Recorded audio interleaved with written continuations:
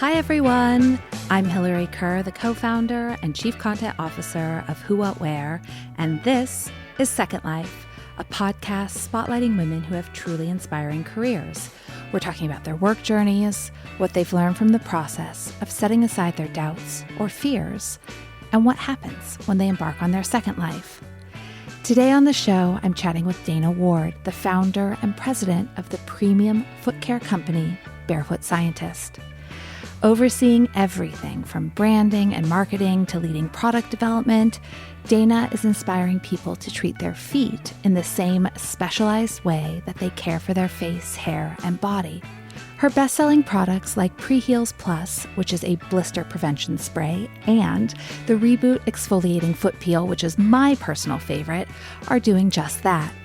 Within a year of launching direct-to-consumer in 2019, Barefoot Scientist expanded into over 1,000 Ulta Beauty stores and 2,400 Rite Aid locations. Today, they've also landed in retailers like Anthropologie and boutique spas, wellness centers, and podiatry offices. Clearly, Dana has found a massive market for her products, but just how did she dream up a new standard in foot care, you ask? Well, it was a personal need. During Dana's first life in the early days of digital media, she was on the founding team at Clever Media, where she was responsible for content strategy and production of the single most viewed entertainment news network on YouTube. She also led creative development and production for outside brands such as Adidas and Sony, and hosted segments for outlets such as NBC and E! Entertainment. It was those long hours on her feet spent working on red carpets in Hollywood that led her to conceptualizing her first product, the aforementioned Pre-Heals Plus, and eventually a foot care empire. It's a fascinating story of an unexpected path, and I can't wait for you to hear it all from Dana herself. Now, on Second Life, it's Dana Ward. On this podcast, we like to start at the beginning. So, what did you study in school? And much more importantly, what did you think you were going to be when you grew up? Well, I grew up watching the Today Show every morning while I was getting ready for school. And I thought, I want to be one of the anchors on the Today Show, the ones that do the news and do the fun segments. Also, I really enjoyed the Oprah show, and being from Chicago, where Harpo Studios was located, I think I was kind of set up to really love that idea of interviewing a person and helping tell their story. So I thought I wanted to be something in that realm, and I knew that getting a journalism degree was kind of the first step to really make sure I did my homework, really understood how to tell a story, the ethics behind, your sources, etc. So I moved to sunshiny Los Angeles to study journalism. I did my research, and I found that USC's Annenberg School was very celebrated, and I thought I wanted to be an anchor on one of those shows. So I also went to USC, but I did not study journalism there. It was my minor, but we didn't take very many classes for it. But I remember some of my fellow sorority members going through it. And those classes, especially the entry-level classes, were incredibly rigorous. It was as many facts as you could write down in a certain period of time. I mean, it was just this really competitive track. I mean, I don't think people realize what level of how rigorous that can be. But I also feel like that's probably a good place to, sort of launch your career in so many ways, because those skills that you were learning, even in college, where I don't think you always find the most applicable to real life skills, I feel like there's actual translatable skills that come out of that major. 100%. And it's so funny you say that, because one of the reasons I chose this journalism school is because I read that it was very practical. Some programs in college are very theoretical, and you just study the history and what it's about. And USC Annenberg was all about practical application. So we all had instructors who were actual journalists in the real world here in the Los Angeles market. So they were teaching us real life skills. We learned how to research, how to write, how to book interviews, how to conduct the interviews. If you were in a broadcast class, you learned how to do stand-ups, how to shoot. I was actually shooting these interviews myself, editing the stories, and then working for the live news program while we were there. It was wonderful. I did camera, assistant directed. I was the weekend anchor. I was a news anchor. And then you throw in all of the internships that the program really encourages you to do while you're in this big city. And you have so many opportunities. So I worked for a long lead print magazine. I worked for an investigative network show. I just kind of tried to get my feet into everything I could do and really took away like, oh, I like this or I don't like this. But every single opportunity I had, I really tried to learn something to take away to that next job or whatever the dream job was going to be. Just make sure that I was learning and, applying that for a future job. That is very mature of you. I think I was more interested in Pint Night at the Nino, and that's my own issue. So, well, listen, I participated in all of the things too. College is about like a breadth of experience. Yes, your first time away from home. Experience everything. Okay, so speaking of experiences, you had an interesting experience pretty early in your career working for a company called Event Credentials as a media coordinator. So I read that meant you were coordinating with media outlets for behind the scene coverage at large scale, high security events like the Golden Globes and the Super Bowl and Sundance and so many crazy things. So that sounds on the surface rather dreamy and exciting. I'm sure it was not quite as picture perfect as I'm envisioning it, but I'm curious about how you got that job, what your responsibilities were. Did you like it? Did you not like it? Yeah, so that was one of my first jobs after college. Because the journalism program was so practical, one of the main things that you're kind of left with and working towards for graduation is having all the materials you need to get a job. And the main goal of the program, if you were in broadcast, was to get you a job in local news.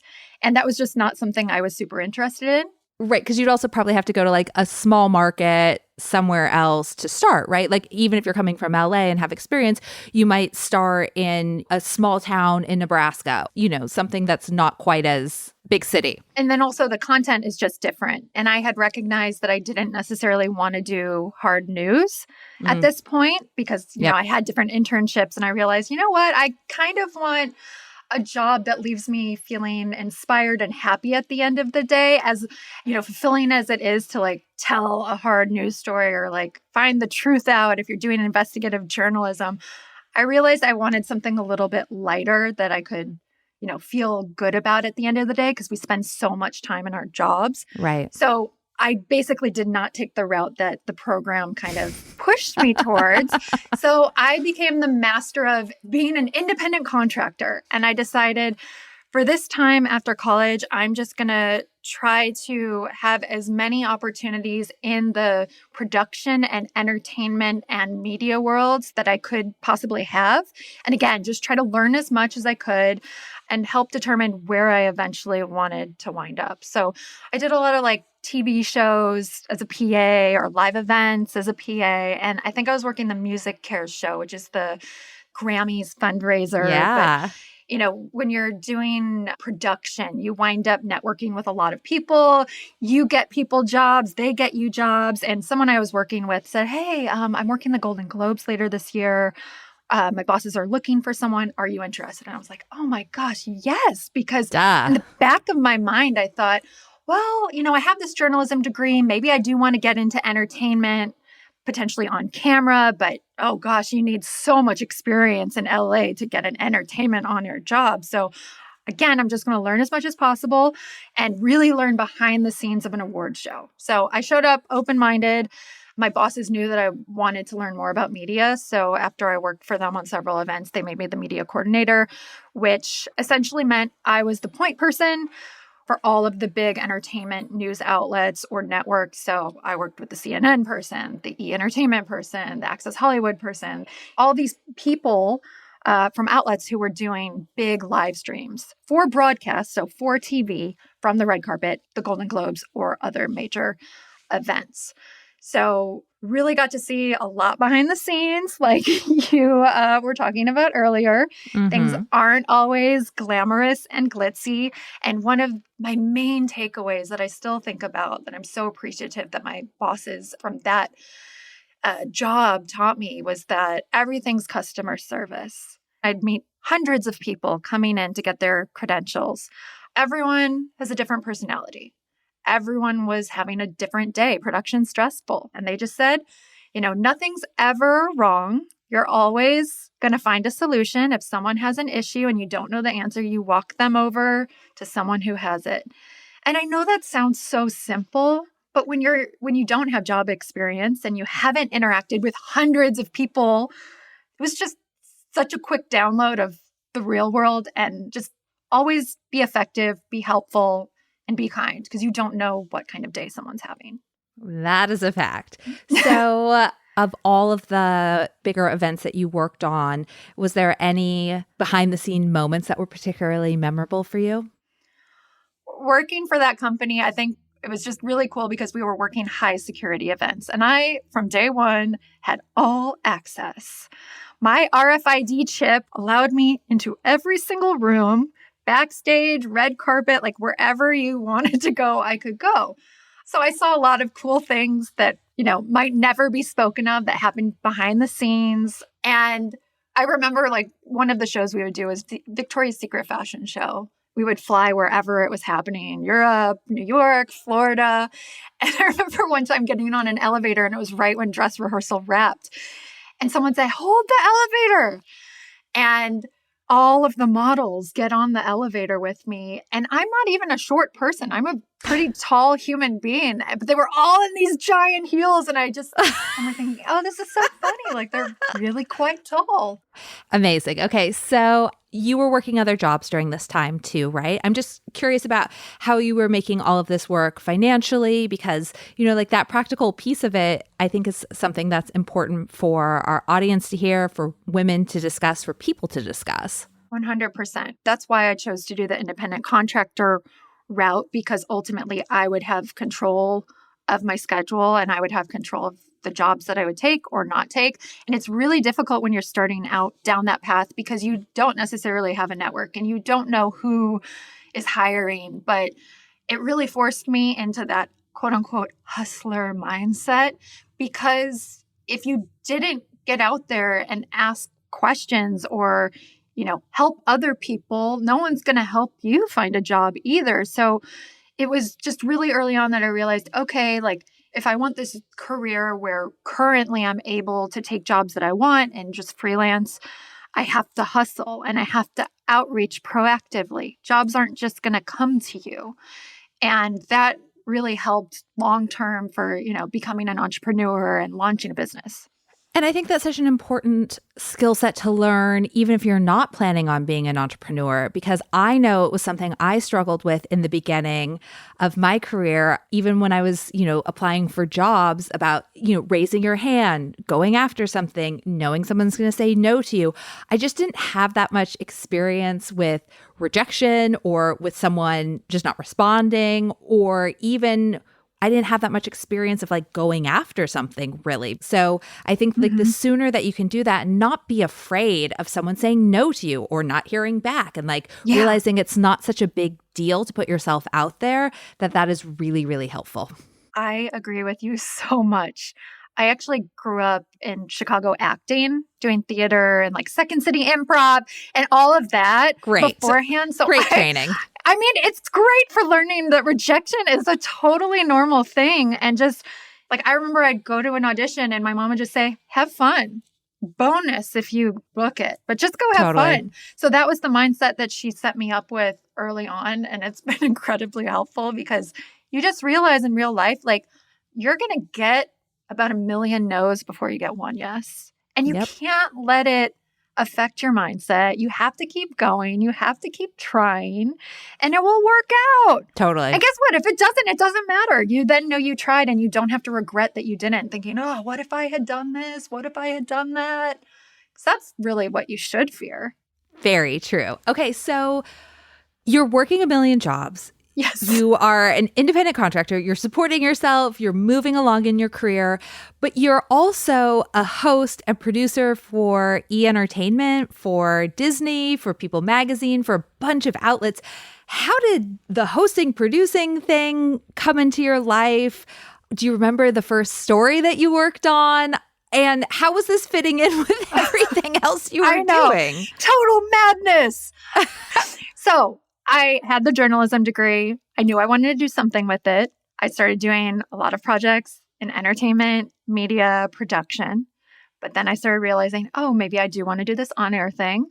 Digital was very nascent. There really was not video content, but none of the big guys were really looking at digital content at the time. So if you were, as a newbie, wanting to get into on-air interviews or anything in that realm, it was the perfect time because the jobs were not paying very much.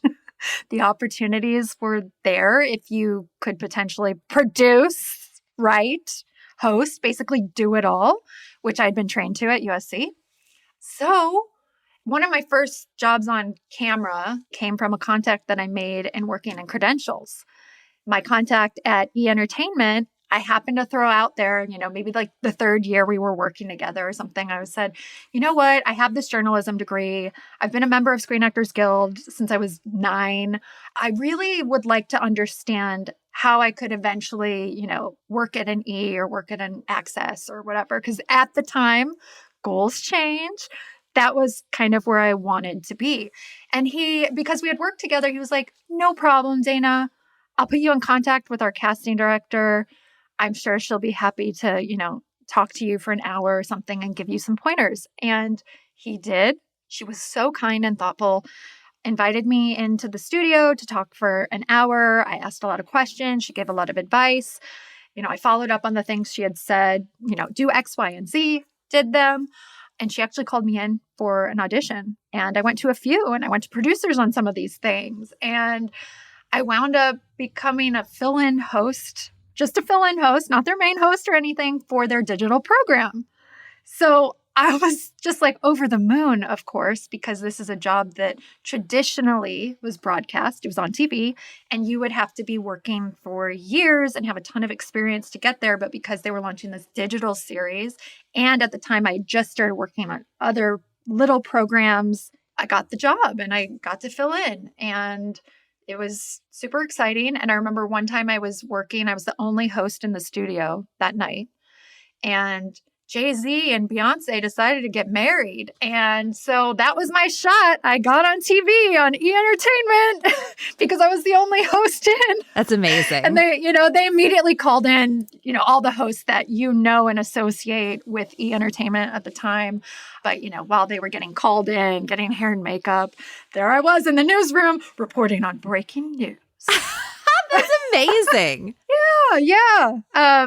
But again, like the digital media world industry was so new that while I was being this fill-in host at E! Entertainment, which is incredible and noteworthy and people know what it is, I was also looking on Craigslist, being proactive, trying to find gigs where I could build my craft and practice and make sure that I was a killer teleprompter reader, but also could just on the fly interview people on the red carpet who I had no clue who they were, or prepare sit-down interviews that were, very researched and thoughtful in the questions, and, be able to think on the fly while I'm shooting something, well, how am I going to produce that? Oh, got to cut this out. We need to shorten this. The format of this show or this segment is going to be this. And it was just such a wonderful training time. And to, again, have the diversity of different outlets that you're working with that are all over the spectrum and learning something from each and every one of them. And being able to problem solve on your feet that quickly, I don't think people realize how valuable that is. Yeah. And it takes time, you realize, oh, I shouldn't have said that, or I should have rephrased that. You learn, but because you're doing so many interviews over a very short period of time, you learn quickly. Right. It's that Malcolm Gladwell 10,000 hours happens pretty quickly. Yes. So let's talk about Clever Media. How did you join that founding team? You were brought on board to launch video content, right? Correct. So again, very beginning of digital media. Clever.com, the two founders of that site, they basically had a lot of content, free content that people would watch, trailers, video game previews. music videos, all of the content that studios would release for promotional purposes. And they were looking for a way to get people to the website. YouTube was this young platform. A lot of people were watching it. The content was not premium at the time. And they hired myself and one other person who has become one of my closest friends, Jocelyn Davis, who is still in the content creation space. They hired us both to basically write, produce, host, right when YouTube launched its partnership program. So that was the beginning of monetization at YouTube. Man. So we launched this content, and I think the cool thing about digital content is you get feedback, you get data almost immediately. So we were just every day reviewing the content that we were putting out. We started very wide as far as entertainment news is considered. And we recognized pretty quickly that the type of content that resonated with the YouTube audience was anything that was in the realm of tween, teen, young adult, because no content out there was really speaking to them. Because if you looked at the main entertainment shows, they were covering, the George Clooney's of the world. But no one was talking to them at the time about Justin Bieber and Selena Gomez and Miley Cyrus and Jonas Brothers.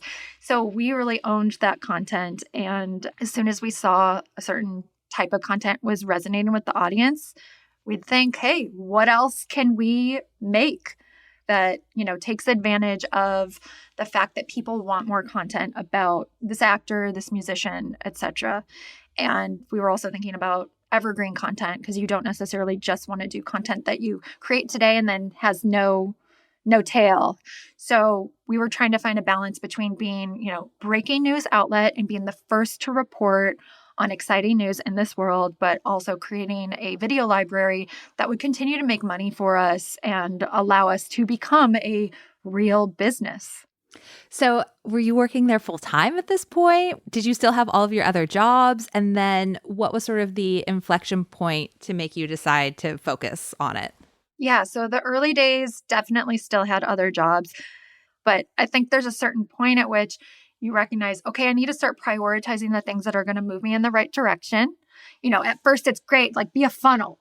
Take in all the opportunities that your schedule and time can handle, but you do need to start paring down and focusing on the things that will get you where you want to be. So at the time, I really wanted to be a great producer and be a great on-air interviewer. So, if it came down to deciding between two jobs, I would choose the one that, was more aligned with where I wanted to be.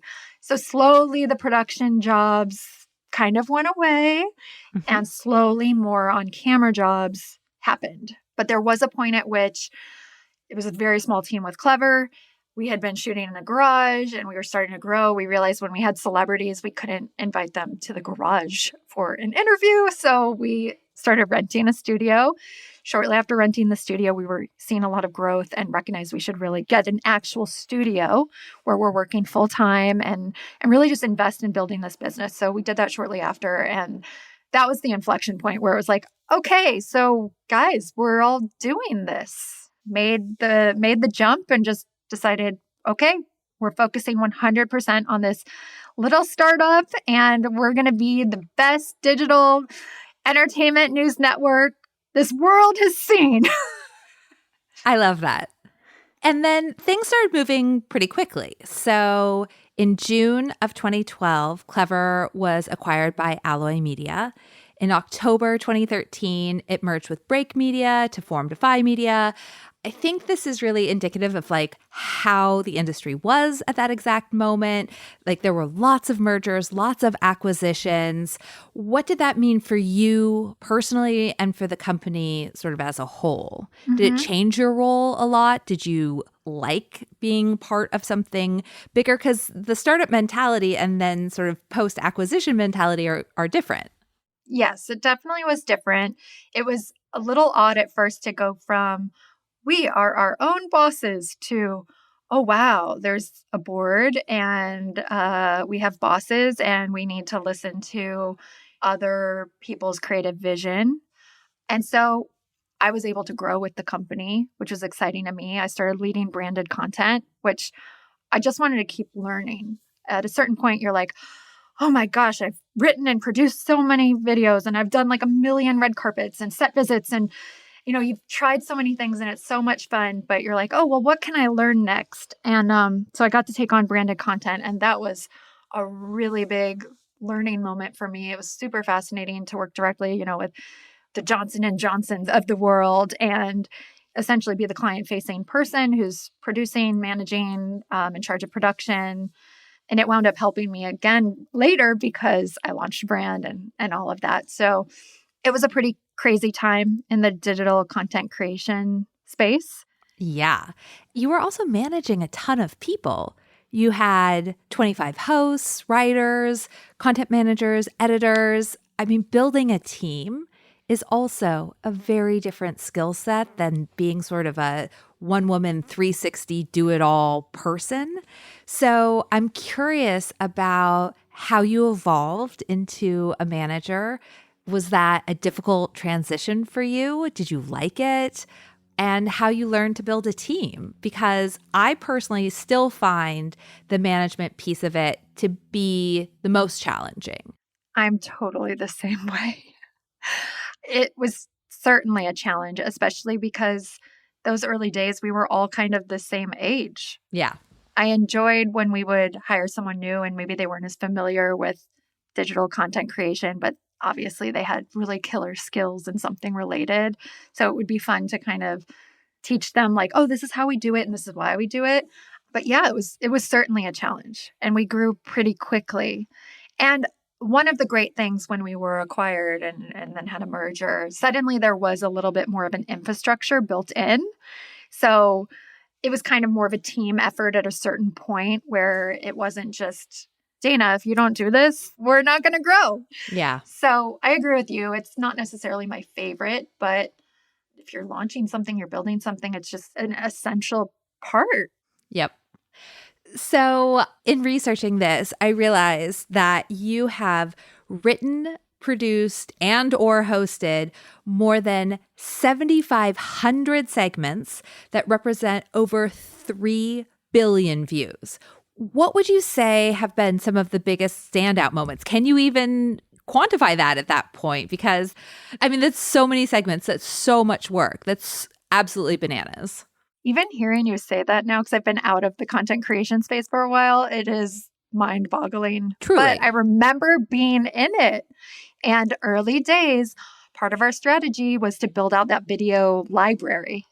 And part of that was having a lot of content. So there were days where I would write, produce, host, and QC 25 segments, like in a single day. Whoa. Yeah. What's QC?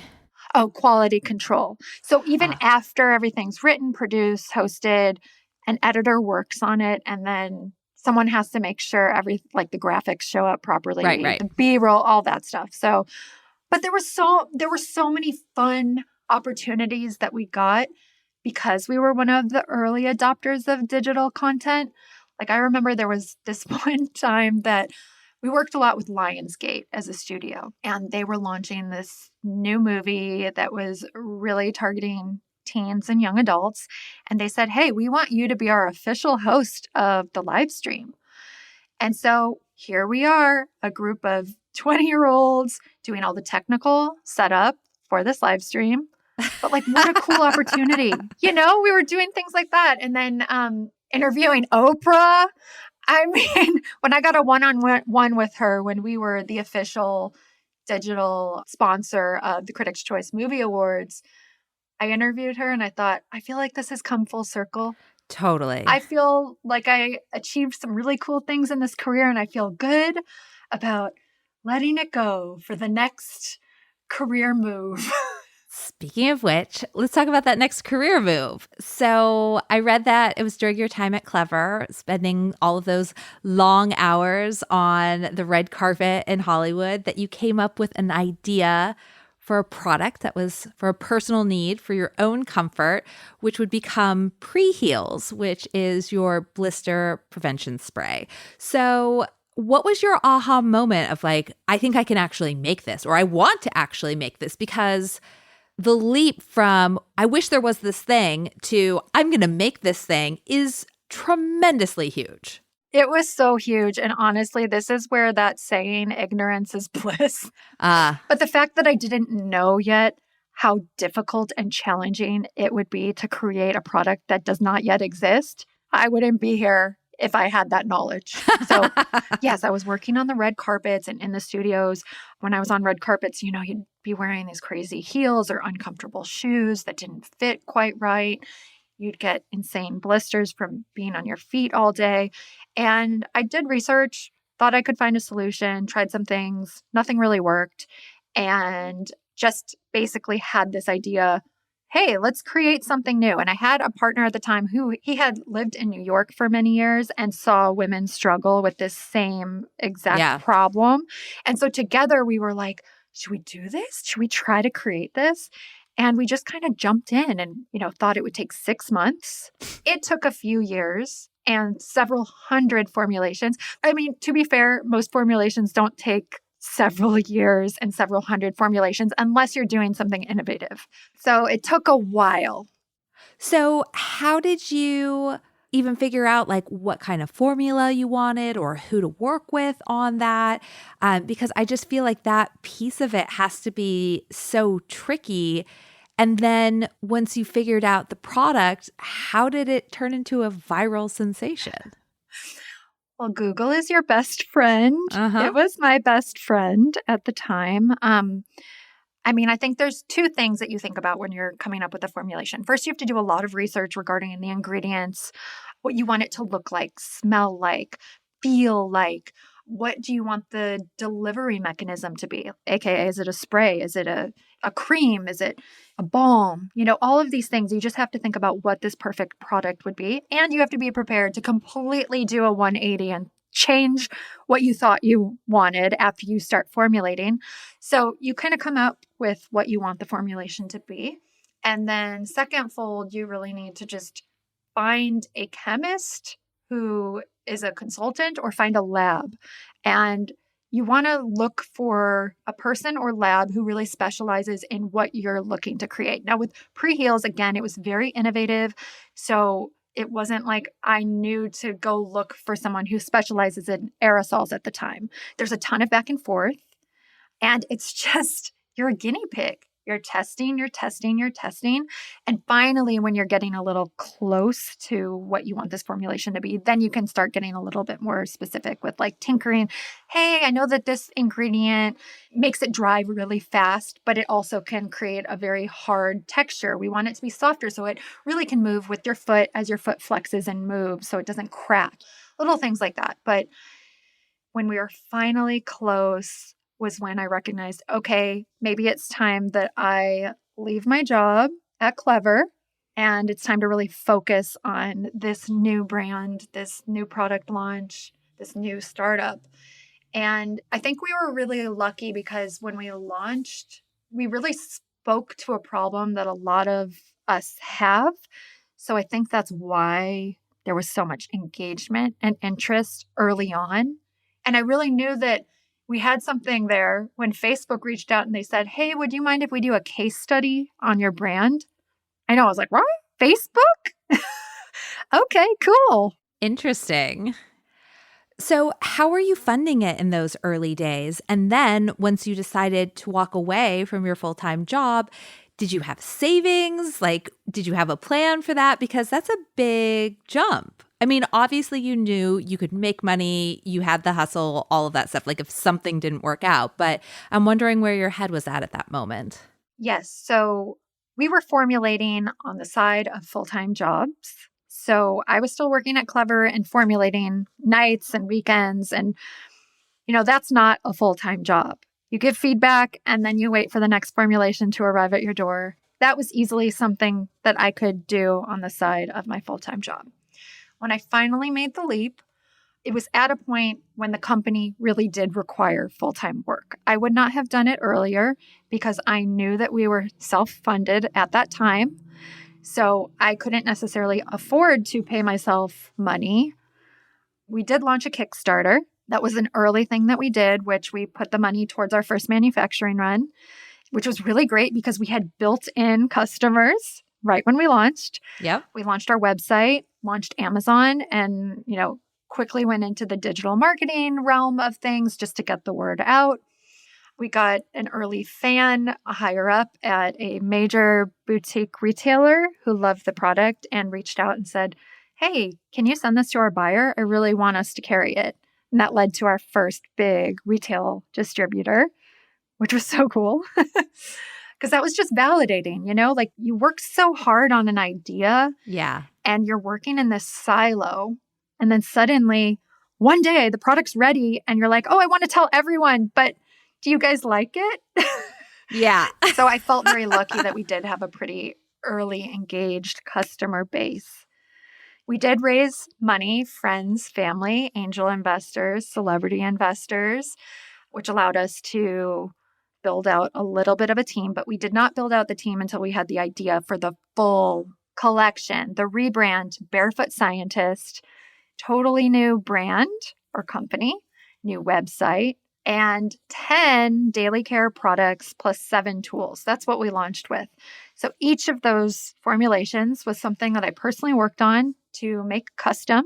A lot of research went into each one in order to be innovative, even if it was a common product like a foot cream. What's our point of differentiation? All new packaging. I mean, there's so much to do when you're building a brand. And I thought I had learned so much with just the one product. And then when we launched the full brand, I was like, wow, here's a new learning lesson, people. So how much time elapsed between that first product and then the full Barefoot Scientist brand? We took about a year and a half to create the full collection and basically relaunch the whole brand. Got it. But we were still running Pre-Heals as a one SKU product and maximizing our distribution through that one product. But you learn really early on with e-com, it's not really beneficial as a company to only have one product. Yeah. You're paying to get eyeballs on your website and then you pay for shipping and handling. And, it gets very expensive. So, we realized pretty early on, like, oh, we kind of need more, but also, wow, look at this foot care space. There is a huge white space here. Nobody is thinking about their feet proactively and preventatively. All of the products that are out there for feet are very much, you buy them when you have a problem. I recognized there was a great opportunity to introduce something new to the beauty space and make foot care more in the realm of beauty and wellness. Well, yeah, because a lot of it was kind of like, I don't want to say like embarrassing, but there was definitely nothing elevated. There was definitely nothing chic. It was, to your point, like only problems. So you're like, I don't even, it's nothing that you would feel proud of buying or sharing. Very unlike my own personal experience with one of your products, which I could not have shared more. Dana and I actually started talking over DM because I became a huge fan of one of your products, which is, for anyone who doesn't know, it's like a super affordable foot treatment that resurfaces your calluses. I had some of the grossest before and after pictures ever, which I still can't believe I just shared, but people were freaking out. I mean, but that's the goal. I want people to share about their feet. Let's talk about feet. I mean, it was such a dramatic difference. And then I took people on the journey with me because it's a 2-week process. Because it's alpha hydroxy acids are basically, you're soaking your feet in them and fruit extracts, and slowly your skin kind of sheds off. It sloughs off. I call it a foot facial. Yes. So at the end of the process, they're beautiful, but it is a process. It is. And it was like, there's peeling and there was and then it's just like eating away all of the gross dead skin. Anyway, I kept sharing all of this and I have never felt that way about a product because it's so affordable and it was so efficacious and I just loved it. So I was wondering, did you realize that you were making such a big difference in people's lives? Because I know it sounds maybe a little silly on the surface, but it really solved a problem I didn't know how to fix. And I am knowledgeable in this space. Just hearing you say that again, even though I know that you're a fan of the product, because I see you post, and as a brand owner, I'm so incredibly appreciative. But even hearing you say that now, I am moved by it. I appreciate it because I think the thing that people don't necessarily think about is that so much time and effort goes into creating every product that there's so much emotion tied up to it. So when you do hear from a customer who, says this was life-changing, like with our Twinkle Toes deodorizing purification spray, if you yourself or have kids that have smelly feet and they're embarrassed and have been made fun of for it, and then you find them a solution, like I get emails from moms who are like, my son can now like go and play basketball. He's not embarrassed. Or my daughter, like I am moved. So I'm still appreciative. And I think I will always be appreciative of those emails and messages that come in.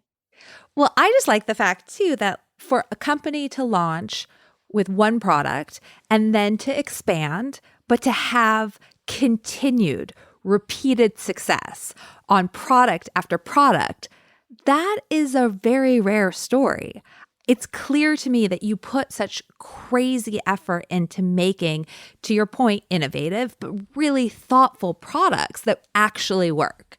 Instead of just like hopping on a trend or doing a thing or like, oh, we should make something just to make something. That's not what you're doing. That's really thoughtful for you to say. Thank you. For me, when I was formulating everything, I started from a point of just saying, it always started with, I want my products to be safe and efficacious. And then the third thing was innovative. From a marketing perspective, you need to have something that's in some way innovative, in my opinion, in order to catch the attention of a human out there. They're also cute. Like, that's the other piece of it too. Like, the packaging is so great. The branding is so great. It doesn't feel medicinal in a negative way, which is nice.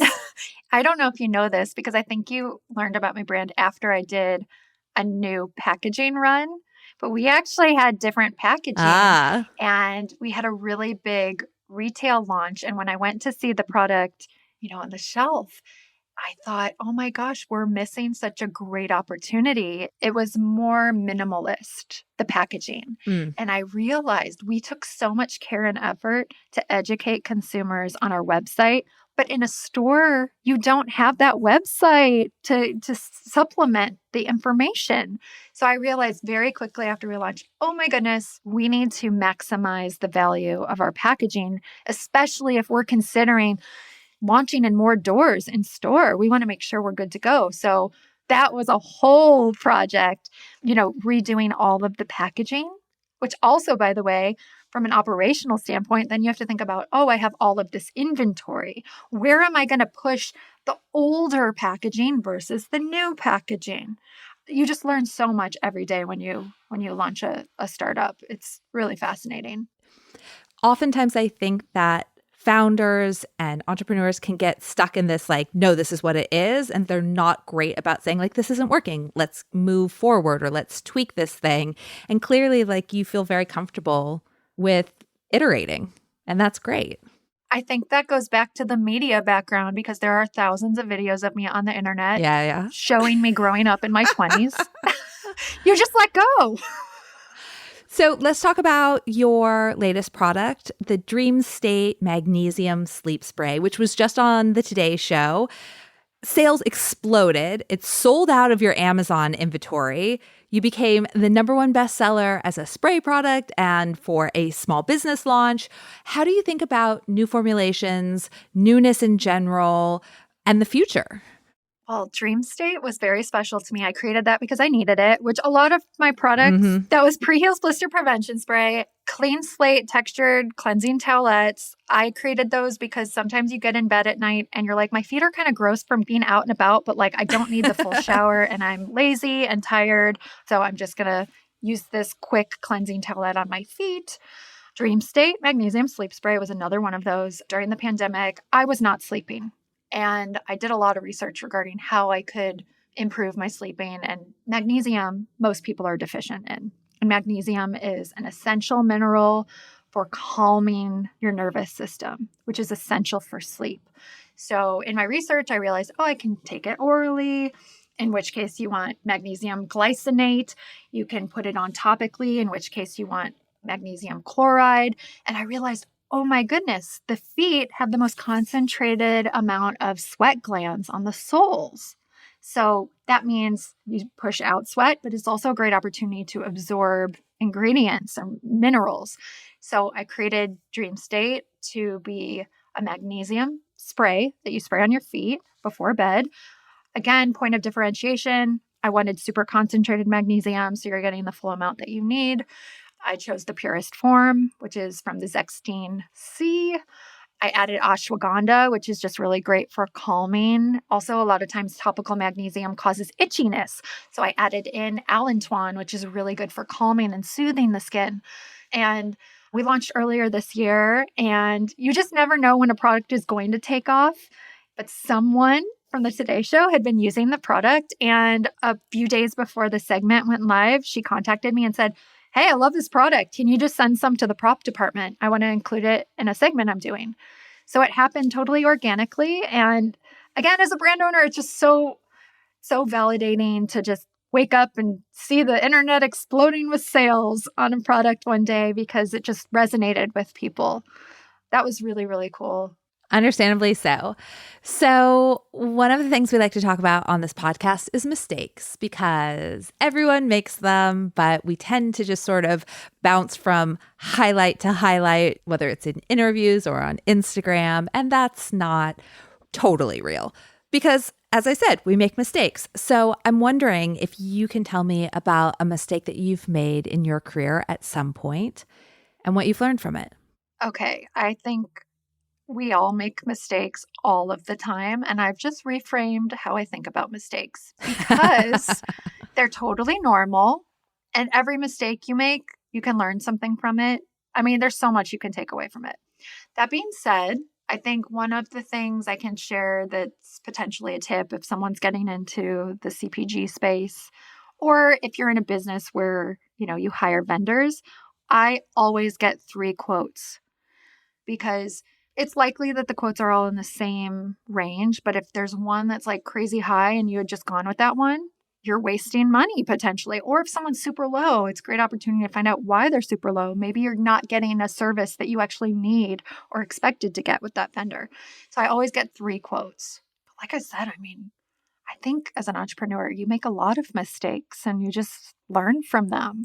And you can't get bogged down by the mistakes. You just need to learn and move on. There's no time. And I think generally we just need to normalize that. Be a shark, just move through it. Yeah. So a lot of the folks who listen to this podcast are in their first life. They want to do something different, whether it's in their industry or to make a big pivot like you did, but they're scared or they just haven't mustered the courage to actually make that move. What advice would you give someone who knows they want to do something else, but just hasn't done it quite yet? Okay, do the research, get on Google. Like I said, it's your best friend. Make sure you're aware of any potential competition out there. Make sure you're good to go on whatever you're creating. You just need to be the expert of whatever you're thinking you want to do. I think the research part is really important because you'll feel empowered, feel like you can make better decisions and move forward and hopefully make this career change. Oh, I think another thing is see what you can do on the side of your full-time job. So while you're getting paid full-time, don't do this while you're in work hours at your full-time job. Don't jeopardize your job.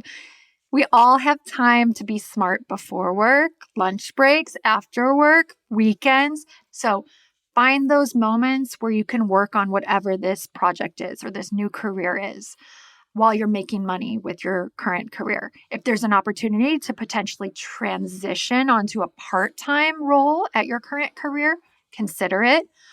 Just know that if you're going to your boss and talking about it, they might take that as a red flag that you're ready to move on. So just make sure you either have that relationship where you can openly discuss that or be prepared that this might be the end of the line with that job. And just do it. I think the thing that holds so many of us back is just the fear of failure. Well, it's a strong possibility that it might not work out, or at least it might not work out in the way that you see it all playing out. It might be a different version that's totally successful, but you're never going to know unless you try. So be strategic in when you try, but if it's a good idea and you really believe in it and you've done the research and you know it can work, you're going to kick yourself if you don't. You just gotta. You only get one life. It's not a dress rehearsal. 100% true. So my last question is my favorite question, which is, if you could go back in time and speak with your younger self and give her a little advice at any point in her career, what would you say to younger you? I think I would tell my younger self to trust her instincts. Now having all of this work experience behind me and still continuing to learn, I feel more confident when I have that gut moment where I'm like, I think I should do this or I should not do that. I'm more confident in that feeling. Early on, I don't think that I was necessarily confident in it. And I think a lot of people agree with that because you do hear people say a lot, hey, just trust your instincts. So I think I'm just bringing that back. I appreciate that because it's very true. And I think to some extent, there's a reason for not trusting your instincts is because you don't want to have unearned confidence, right? Brilliant. Because that will get you in trouble. But at the same time, for me anyway, not to frame it in terms of sex or gender, but for me, there was always this fear of it's a feeling that's a girly thing, that's a feminine thing, that's not a serious business thing. And so if I don't have proof that something won't work, I should just try it. And that's not necessarily true either. Right. It's like, if there's a voice telling you something, like that's a superpower. That's not something you should ignore. Yeah. Well, and also it's all of your experience and things that you've learned that you might not have even thought was a lesson coming together and working together to get you to that instinct. So there is data behind that gut feeling and you just got to trust it. I love that. Well, Dana, this was such a pleasure. Congratulations on building such an incredible company. I just think what you're doing is so great. So thank you so much. And thank you so much for making the time for us today. Oh, thank you so much.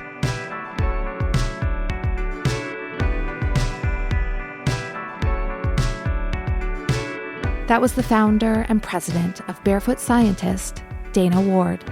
For more inspiring interviews with women like Dana, head on over to secondlifepod.com, where we have so many more for you to peruse. If you like today's show, please subscribe on Apple Podcasts or Spotify, or wherever you get your podcasts. And don't forget to rate and review us. We love seeing you spread the word on social, and now you can tag us in your posts. We are at Second Life Pod on Instagram, Twitter, and Facebook. We always want to know who you're interested in hearing from on the show. So send in your requests to hello@secondlifepod.com, or you can DM us on Instagram. I'm at Hillary Kerr. The show is at Second Life Pod. Our DMs are always open. I'm Hillary Kerr, and you've been listening to Second Life. Think Verizon, the best 5G network, is expensive? Think again. Bring in your AT&T or T-Mobile bill to a Verizon store and we'll give you a better deal. Now, what to do with your unwanted bills? Ever seen an origami version of the Hollywood sign? Jokes aside, Verizon has the most ways to save on phones and plans where everyone in the family can choose their own plan and save. So bring in your bill to your local LA Verizon store and we'll give you a better deal. Rankings based on Root Metrics Root Score report dated 1H2025. Your results may vary. Requires postpaid consumer mobile bill from T-Mobile or AT&T dated within the past 45 days. Bill must be in the same name as the person redeeming the deal. Additional terms apply.